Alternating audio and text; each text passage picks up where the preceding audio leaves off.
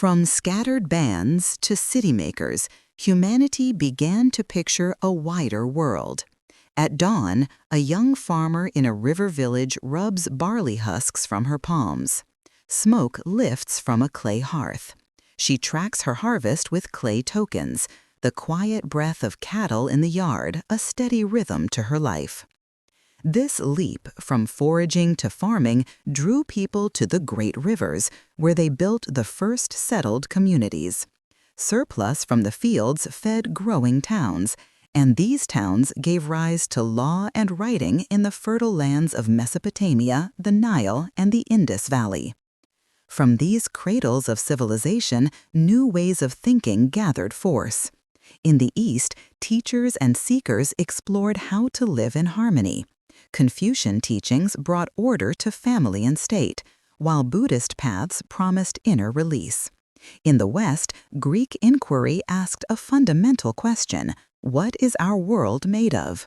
Law, story, and reason became woven into the fabric of daily life, ready to travel with merchants and conquerors. Soon, great faiths mapped meaning onto empires. Judaism guarded its covenant and memory. Christianity preached a universal message of salvation. Islam united devotion with a code for living. On caravan tracks and in bustling port bazaars, prices and prayers mingled in a single breath, building fragile trust between strangers. That ancient farmer's clay tokens would have felt familiar in a trader's tally centuries later. The world was shrinking. The Silk Roads stitched continents together. Monsoon winds timed the voyages of Indian Ocean sailors, and trans-Saharan caravans conquered the Great Desert. Along these corridors of exchange, powerful kingdoms rose and fell, and frontier towns learned to speak in many tongues. Far across the ocean, civilizations in Mesoamerica and the Andes built stunning cities, intricate calendars, and vast road networks, leaving their meaning etched in stone and woven in thread. The next horizon was now the sea itself. In the 14th century, the Black Death severed lines of trade and kinship, but from that devastation, it cleared the ground for change. A renaissance of art and inquiry stirred new ambitions. Printing presses multiplied knowledge. The compass and the caravel turned coastal charts into world maps. The Columbian Exchange began a vast, often brutal, transfer of crops, peoples, and microbes across the oceans.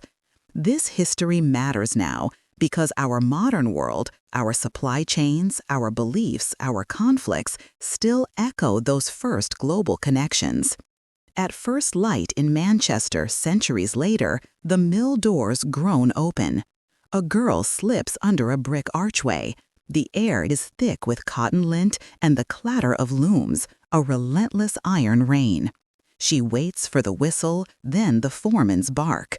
Steam and electricity had transformed the planet, forging a new world of industrial capitalism, sprawling cities, and revolutionary science. Nations grew stronger, empires laid railways across continents, and in the shadows of progress, people organized for their rights. 2 world wars shattered empires and redrew the map of the world, leading to an uneasy peace governed by new global institutions. A cold nuclear standoff defined decades, while movements for independence and civil rights reshaped what it meant to belong. But for every promise of progress, a question lingered: who was invited in and who was left behind in the dust? Today, we live inside that single humming web. From the code of our DNA to the code that runs our lives, we face new tests of what is true and how we care for one another.